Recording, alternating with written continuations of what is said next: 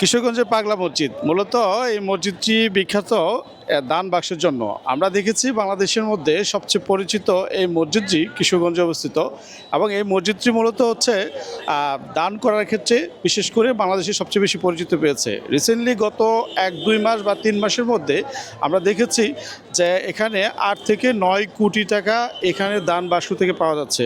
অর্থাৎ এখানকার মানুষ অথবা শুধু যে এখানের মানুষ এরকম না, সারা বাংলাদেশের মানুষই, বাংলাদেশের বাইরেও অনেক মানুষ আসে এখানে নামাজ পড়ার জন্য।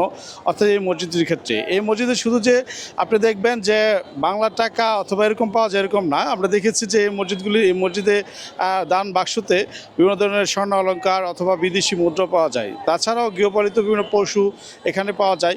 আমরা দেখেছি মূলত হচ্ছে মানুষ কেন দান করে এই মসজিদের ক্ষেত্রে। এই মসজিদে দান করার বিশেষ মানে উদ্দেশ্য হচ্ছে যে মানুষের মনের আশা পূরণ করার জন্য। আমরাও দোয়া করি মানুষের ক্ষেত্রে যে মানুষের যেন যে উদ্দেশ্য নিয়ে এই মসজিদে অথবা এখানে দান করছেন সেটা যেন তার পূরণ হয়।